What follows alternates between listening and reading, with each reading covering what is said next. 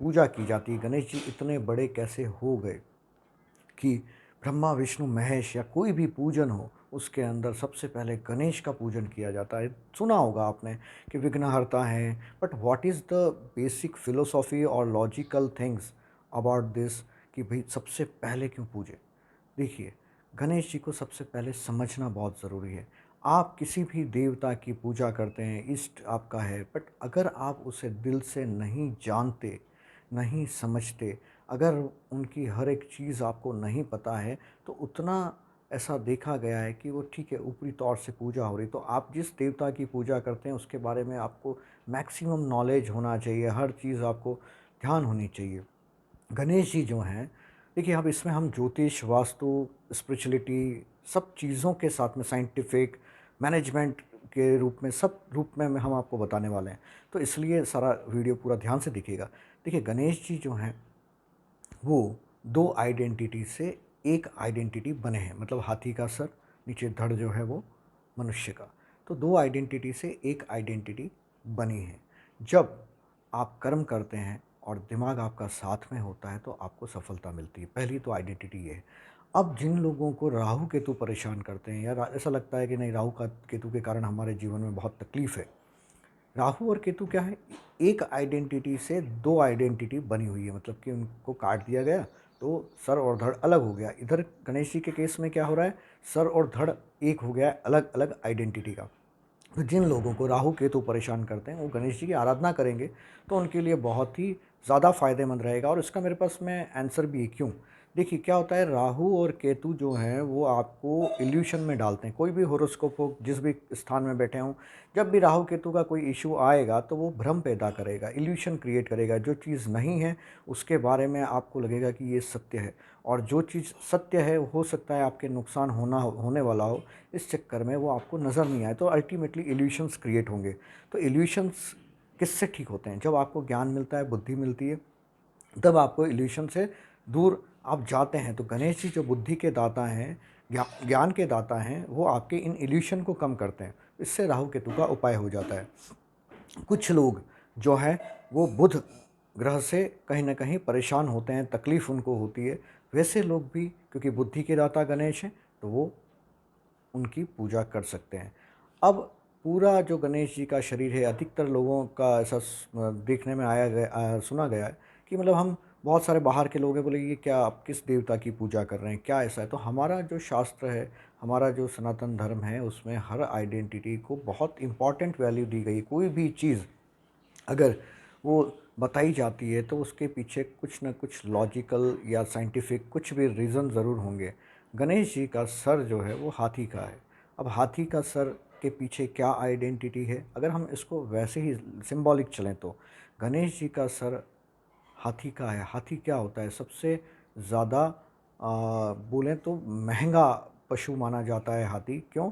क्योंकि उसको पालना बड़ा महंगा होता है, और वो कहीं न कहीं एक प्रतिष्ठा का विषय होता है।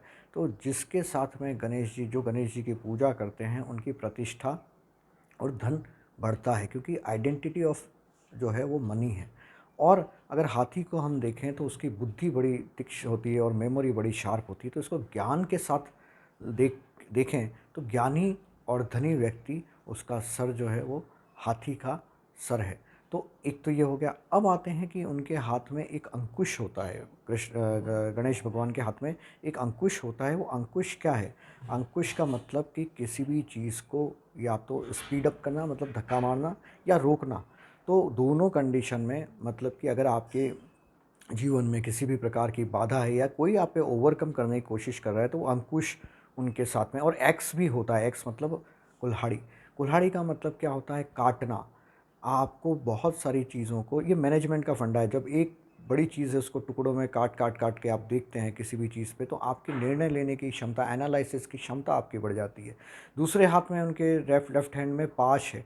पाश का मतलब होता है बांधना। मतलब आप एक बार एनालिसिस करिए, बहुत सारी चीज़ों को तोड़िए और फिर जोड़िए, उससे आपका कुछ न कुछ जो परिणाम आप चाहते हैं वो निकल के आएँगे। तो एनालिसिस का और सिंथेसिस का प्रोसेस जो है, वो गणेश जी के दोनों हाथों के अंदर है। तो ये मैनेजमेंट का सबसे ज़्यादा इम्पॉर्टेंट है। अब गणेश जी का अगर हम पेट देखते हैं, पेट बहुत बड़ा बनाया हुआ है। बहुत बड़ा पेट है। पेट का बड़ा पेट किसका होता है? बड़ा पेट या तो सेठ का होता है, नगर सेठ, जो दिन भर कहीं न कहीं बैठा रहता है और अपना हिसाब किताब या पैसे गिनता रहता है। या फिर दूसरा जो सबसे बड़ा पेट होता है वो ब्राह्मण का होता है, क्योंकि वो बहुत लेविश लाइफ़ जीता है, आराम से, कोई ज़्यादा मशक्कत नहीं है। ठीक है, मंत्र जाप और वो जो ध्यान वगैरह सारी चीज़ें वो एक अलग है, बट फिज़िकल जो है वो उनके पास काम कम होता है। तो इसलिए गणेश जी को नगर सेठ और ब्राह्मण दोनों के तुल्य माना गया है। तो नगर सेठ मतलब अगेन लक्ष्मी, और जो ब्राह्मण है मतलब ज्ञान। तो रिद्धि और सिद्धि, रिद्धि और सिद्धि।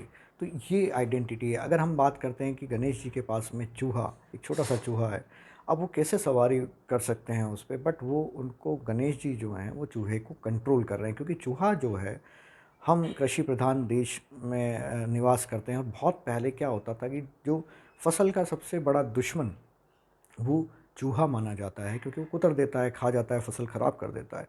तो उसको बैलेंस करने के लिए, उसको कम करने के लिए, देखिए अब गणेश जी के पेट पे अगर देखेंगे आप, कमर में देखेंगे, तो वहाँ पे साँप है। तो साँप जो है वो प्रोटेक्ट कर रहा है और चूहे को रोकता है, ताकि आपको किसी भी प्रकार का नुकसान ना पहुँचे। अगर इसको मैनेजमेंट फंडे के रूप में देखते हैं, तो ये चूहा जो है क्या है, समस्या है।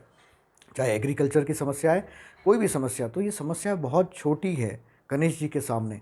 ये आपको क्लेरिफिकेशन दिया जा रहा है, आपके सबकॉन्शियस माइंड में ये डाला जा रहा है कि गणेश जी जो चूहा है वो बहुत छोटी समस्या है, कहाँ परेशान हो रहे हो, गणेश जी इसका हल निकालेंगे।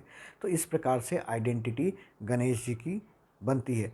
बहुत सारी चीज़ें हैं, एक एक चीज़ को, मोदक, मोदक मतलब प्रसाद की, आप देखिए मोदक जो है उनका लेफ्ट हैंड के अंदर है। अगर इसको आप देखते हैं, मोदक, लड्डू अलग अलग जगह अलग अलग आइडेंटिटी के साथ में बनाते हैं, बट कुछ मीठा है, गुड़ से बना हुआ, या मतलब जो बेसिक ग्रेन होता है उससे बना हुआ।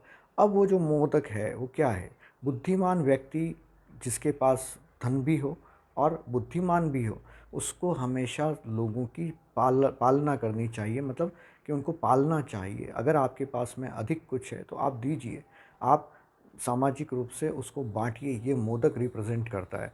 अगर हम बात करें, कमल का फूल होता है और साथ में आशीर्वाद मुद्रा में भी होते हैं, दोनों अलग-अलग, बहुत अलग-अलग जगह चलती है मूर्ति।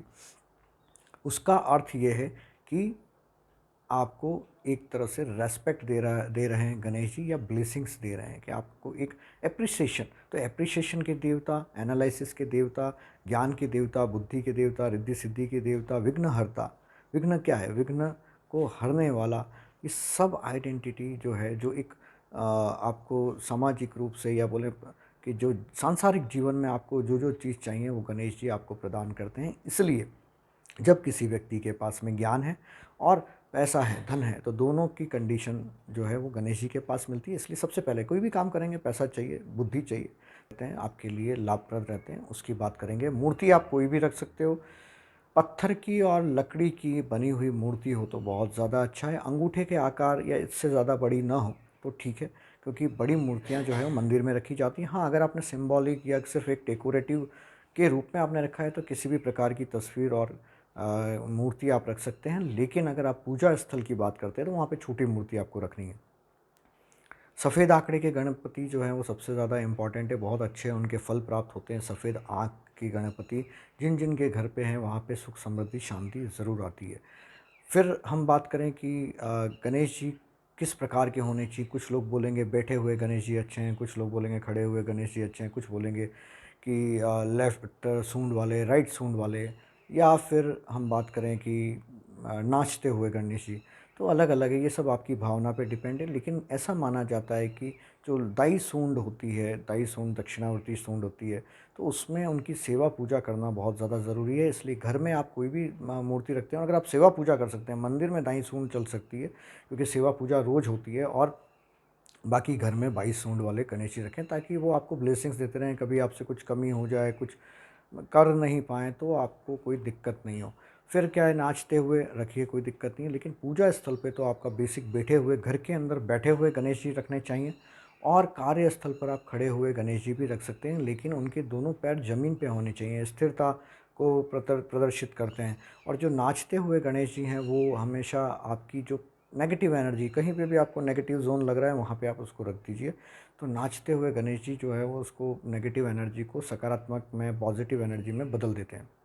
ये बहुत बड़ी आइडेंटिटी आपके लिए लेके आते हैं गणेश जी।